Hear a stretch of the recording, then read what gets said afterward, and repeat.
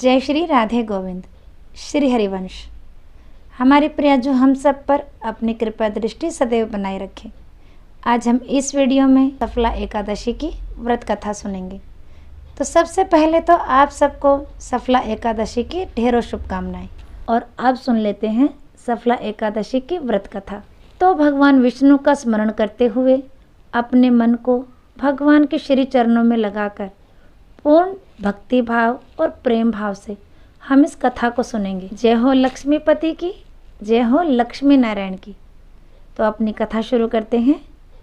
मोक्षदा एकादशी की व्रत कथा को सुनकर अर्जुन ने प्रसन्न होते हुए भगवान श्री कृष्ण से कहा, हे कमल नयन, मोक्षदा एकादशी की व्रत कथा सुनकर मैं धन्य हो गया। हे मधुसूदन, अब आप पौष माह के कृष्ण पक्ष की एकादशी की महिमा बताने की कृपा करें। उस एकादशी का क्या नाम है, उस दिन किस देवता की पूजा होती है और उसका व्रत का विधान क्या है। मुझ पर कृपा करते हुए यह सब आप मुझे विस्तार पूर्वक बताएं। इस प्रकार अर्जुन की जिज्ञासा सुनकर भगवान श्री कृष्ण ने कहा, हे कुंती पुत्र, तुम्हारे प्रेम के कारण मैं तुम्हारे प्रश्नों का विस्तार सहित उत्तर देता हूँ। अब तुम इस एकादशी व्रत का महात्म्य सुनो। हे पार्थ, इस एकादशी के द्वारा भगवान विष्णु को शीघ्र ही प्रसन्न किया जा सकता है। पौष माह के कृष्ण पक्ष की एकादशी का नाम सफला है। इस एकादशी के आराध्य देव नारायण हैं। इस एकादशी के दिन श्रीमन नारायण जी का विधि के अनुसार श्रद्धापूर्वक पूजा करनी चाहिए। हे पांडुनंदन, इसे सत्य जानो कि जिस तरह नागों में शेषनाग, पक्षियों में गरुड़, ग्रहों में सूर्य और चंद्र, यज्ञों में अश्वमेघ और देवताओं में भगवान विष्णु श्रेष्ठ हैं, उसी प्रकार व्रतों में एकादशी व्रत श्रेष्ठ है। हे अर्जुन, एकादशी का व्रत करने वाले व्यक्ति भगवान श्री हरि को अति प्रिय है। इस एकादशी में नींबू, नारियल, नैवेद्य आदि अर्पण करके भगवान नारायण की पूजा करनी चाहिए। मनुष्य को 5 सहस्त्र वर्ष तपस्या करने से जिस पुण्य का फल प्राप्त होता है, वही पुण्य श्रद्धापूर्वक रात्रि जागरण सहित सफला एकादशी का उपवास करने से मिलता है। हे कुंती पुत्र, अब तुम सफला एकादशी की कथा ध्यानपूर्वक सुनो। प्राचीन समय में चंपावती नगरी में महिष्मान नामक एक राजा राज्य करता था। उसके 4 पुत्र थे। उसका सबसे बड़ा लुम्पक नाम का पुत्र महापापी और दुष्ट था। वह हमेशा पर स्त्री गमन में तथा वैश्याओं के यहाँ जाकर अपने पिता का धन व्यय किया करता था। देवता, ब्राह्मण, वैष्णव आदि सुपात्रों की निंदा करके वह अति प्रसन्न होता था। सारी प्रजा उसके कुकर्मों से बहुत दुखी थी, परंतु युवराज होने के कारण सब चुपचाप उसके अत्याचारों को सहन करने को विवश थे और किसी में भी इतना साहस नहीं था कि कोई राजा से उसकी शिकायत करता।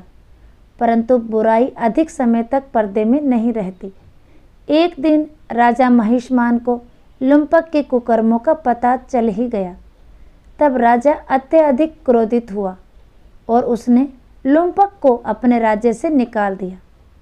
पिता द्वारा त्यागते ही लुम्पक को और सभी ने भी त्याग दिया। अब वह सोचने लगा कि मैं क्या करूं, कहाँ जाऊं। अंत में उसने रात्रि को अपने पिता के राज्य में चोरी करने की ठानी। वह दिन में राज्य से बाहर रहने लगा और रात्रि को अपने पिता की नगरी में जाकर चोरी तथा अन्य बुरे कर्म करने लगा। रात में वह जाकर नगर के निवासियों को मारता तथा कष्ट देता। वन में वह निर्दोष पशु पक्षियों को मारकर उनका भक्षण किया करता था।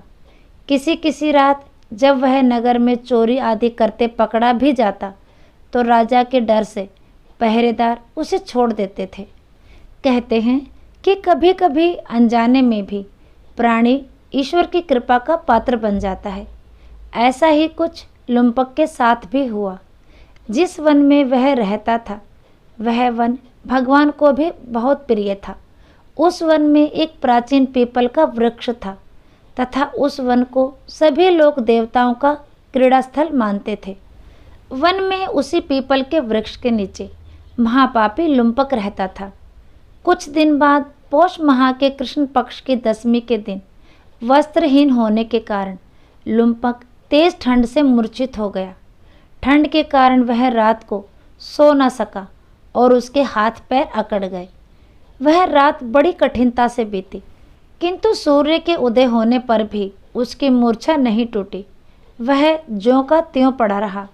सफला एकादशी की दोपहर तक वह पापी मूर्छित ही पड़ा रहा। जब सूर्य के तपने से उसे कुछ गर्मी मिली, तब दोपहर में कहीं उसे होश आया और वह अपने स्थान से उठकर किसी प्रकार चलते हुए वन में भोजन की खोज में फिरने लगा। उस दिन वह शिकार खेलने में असमर्थ था, इसलिए पृथ्वी पर गिरे हुए फलों को लेकर पीपल के वृक्ष के नीचे गया। तब तक भगवान सूर्य अस्ताचल को प्रस्थान कर गए थे। भूखा होने के बाद भी वह उन फलों को न खा सका, क्योंकि कहाँ तो वह नित्य जीवों को मारकर उनका मांस खाता था और कहाँ फल। उसे फल खाना तनिक भी अच्छा नहीं लगा, अतः उसने उन फलों को पीपल के जड़ के पास रख दिया और दुखी होकर बोला, हे ईश्वर, यह फल आपको ही अर्पण है, इन फलों से आप ही तृप्त हों। ऐसा कहकर वह रोने लगा और रात को उसे नींद भी नहीं आई।